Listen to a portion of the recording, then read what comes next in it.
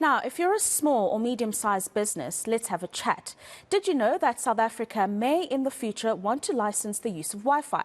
Telecommunications Minister Khumbudzo Ntshavheni recently published a draft spectrum policy. Now, these changes would have an impact on the way that Wi-Fi is distributed across the country. Let's unpack this with Mandla Ngcobo, who is the CEO of Fibre and broadband installation company Accelerit Technologies. Thank you very much for joining us this morning. And before we get into details about the changes that are going to be coming to the Wi-Fi landscape in the country, I want to focus a little bit about you and the baby that you were able to birth and grow into the market. What is Accelerit Technologies and what is it that you provide as a service? All right, so thank you for having me. So Accelerit, in a nutshell, is literally a connectivity company, right? So, and our value proposition is just making connectivity easy and simple for people to get on board, to understand, and to subscribe. So yeah, so we are an ISP. We provide, so if you've got fiber connectivity wherever you are, and you need an ISP to provide you with internet connectivity, we are those people. Yeah. How did you get started and why this particular industry? It was just through my personal experience, right, trying to get connectivity. So, I mean, my experience probably stems back in about 2005 when I tried to get internet connectivity, and I would have to apply through a myriad of service providers, and they would tell me this is what you need to get. And just all of those complications led to me thinking about how we could envision connectivity and make it simple for people to connect. So then I went through a process of saying, okay, let's get broadband into buildings and turn those buildings into Wi-Fi hotspots. And we started with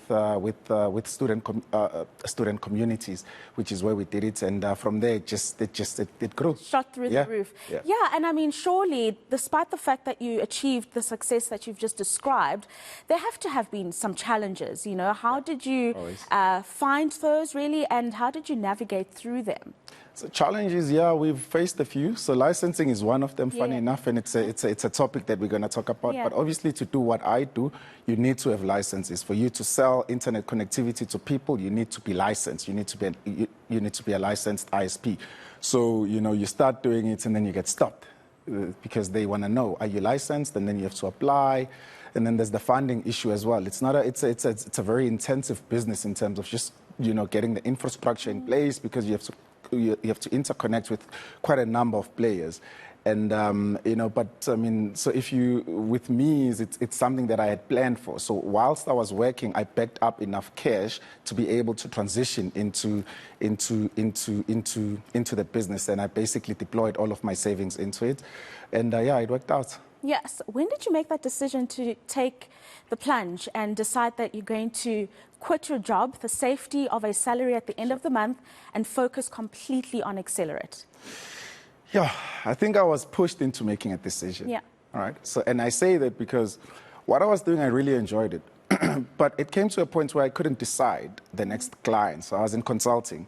And in consulting, you move from client to client. So when that autonomy, so the ability to make the decision of what I do next, when that was taken away from me, I was pushed into entrepreneurship, which basically affords me the ability to wake up every morning and decide what it is I want to do. So this was back in 2011, which is basically when, you know, I was like, okay, this is it. I'm gonna now go full steam into this venture and try it out. You know, you're coming from a very decent salary into literally nothing. And all you're doing is you're deploying your savings, because you've saved all these years, 6-7 years, you've saved up. Now you're deploying all of those savings into this new entity. Yeah, and you said you were able to break into the student communities because they need connectivity. Yeah. But there are other bigger ISP providers across the country. So how difficult for you ultimately was it to penetrate and sit comfortably within the market? Unless you're still uncomfortable, unless no, it's still it remains tough, and I mean, with every passing year, I think people think that, you know, when you see it happen, when you see someone come to your, so you apply for internet, someone comes and installs a router, you get connectivity, you think, oh, this is simple, I can do it, and I can scale it to 1,000, so hundreds of thousands, and then you understand the intricacies of it. You know, so it's always been a challenging industry, and things are evolving. Now we're going to talk about Wi-Fi 6E, which is a new thing, right? So all of us are now having to figure out how do we work around this thing? How do we make our clients aware of what Wi-Fi 6E is and, you know, what that does? So it remains a very, very competitive industry, one. From a margins perspective, I mean, the margins have been eroded because there's so many players. I think there's over 200 ISPs in South Africa alone, right? Where you would typically find about 3 or 4 in any other country. So it is heavily, heavily competitive, remains challenging, and then you get the licensing regime changes, and that makes it even more challenging. Yeah, let's get into those licensing regime changes that have been announced by Minister Khumbudzo Ntshavheni. It's currently out. Commentary is set to come out around it. Explain to us exactly what this is. Does this mean that me as an individual will have to apply for a license to use Wi-Fi? What does Wi-Fi 6 mean? Just break it all down for us in layman's terms. All right, I'll try. So what it basically means is that right now you can connect your router at home. You can buy any router and plug it in at home, you connect your devices onto it, and you've got internet connectivity. That's not going to change. Okay. So you as an individual user are not going to be impacted by it, right, in the sense that you don't have to have a license to use Wi-Fi. So it'll remain free. However, for internet service providers, so the same Wi-Fi that gets connectivity from, let's say, that laptop to my phone here, we also use it for backhaul. When we say backhaul, it means for connecting the studio to Cape Town and ultimately London. So that's backhaul. And that's currently done through fiber. Now, if we do it on wireless, it was done predominantly on wireless, but it became congested. When I say congested, it means then we started seeing a lot of phones having internet connectivity, wireless internet connectivity, which means on the same highway, which is the spectrum, essentially, on the same highway, now you've got a lot of devices. No space, No space. Yeah. Then people had to offload that traffic onto fiber networks.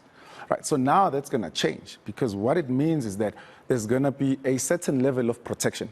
So we will say that the first part of, so Wi-Fi 6E is about 1.2 gigahertz. So don't let that confuse you. So let's just say it's a bucket of that's 1,000 liters. So of the 1,000 liters, the first 500 is going to be allocated for the devices to use.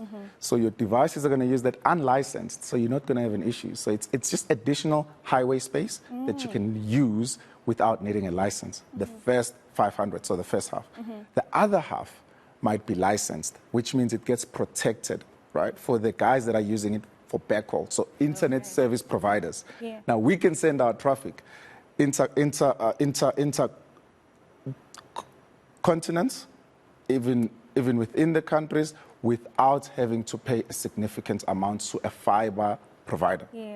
Right. So what it then does is it makes it cheaper for me to deliver internet to you. Then you can get cheaper services. Okay, so it's a very interesting landscape that's changing, seemingly in the positive sense. Let's get back to you as we wrap up our conversation. What are the prospects for the business going forward, and really just employment opportunities that you've been able to create? Yeah, so I mean, we started, so, you know, as bad as COVID was, it was in some respects an opportunity, right, for us to really, because our business saw a significant growth during COVID, because people had to work from home. We needed it, yeah. You need to work from home, so your home becomes your office. I think everyone was dialing in, and you know, so we saw significant growth, but with that we needed to employ people. So then we grew from, you know, pre-COVID, I think we were at about 15 people, to about over 50 now that we are. So from a growth perspective, and we haven't seen that sort of taper down, so which is a good thing, because it means that people see value in what it is we offer, right? So if you need an internet service provider, you would want to try us out, because people do see value in the sense that, you know, once you're connected, it doesn't end there for us. You know, we want to know, you know, what it is else that you need, that we can assist you, we can assist you with, because we understand that home internet connectivity is no longer just home internet connectivity. Unfortunately, we have to treat it as a business internet connectivity. So yeah, so from that perspective, I think you know, the growth has been good. We do want to take on more people, and we continue employing people. We continue growing. Right now, we're going through a transaction which will see us probably more than double what it is, what we're doing now from a turnover perspective, and also from an employment opportunity perspective. So we urge people to please, please, please apply. Go on our website, apply careers@accelerit.co.za. Yeah. We are looking for ambitious young people. There is no issue on skin color, so it's not but ultimately, yeah. Yeah, that is amazing, and it's so encouraging, especially in the current economic climate that we are in, that this is the direction that Accelerit is going in. A final thought from you. Anyone watching who is an entrepreneur and they're struggling or are thinking about quitting their job and starting a business, what kind of advice would you give them? If you're struggling and you're thinking about quitting your job, so think about what it is that you're really passionate about. So don't chase money. That's a mistake a lot of people make. That's a mistake a lot of people make. Yeah. So they'll say, okay, there's money in this industry. And even like a university perspective, people will go and study because, XI pays, people get paid a lot, XI, so I'll do XI. But there's misalignment. So find what it is you're really passionate about. Go for that. In the process of you doing that passionately, you will be rewarded. So, and I made an example the one day, which was the reason why I think a lot of things sort of aligned. For me, it's not to say that they've aligned ultimately, but it is. I follow my interests because when I need someone to help, when I need something done, I have got a vested interest, and I do my research. I don't have to always hire someone to do it for me. Yes. That saves me cost, one, and it affords me experience. So find what it is you're passionate about, and I promise you wake up, and I mean, it sounds clichéical, but you wake up, and to me, Monday is, it's just it's Friday, Monday is the same thing. Yeah. That is amazing. Thank you so much for spending part of your Sunday with us this morning, Sure. Mandla. That is Mandla Ngcobo, who is an entrepreneur and, of course, the Chief Executive of Accelerit Technologies, joining us this morning.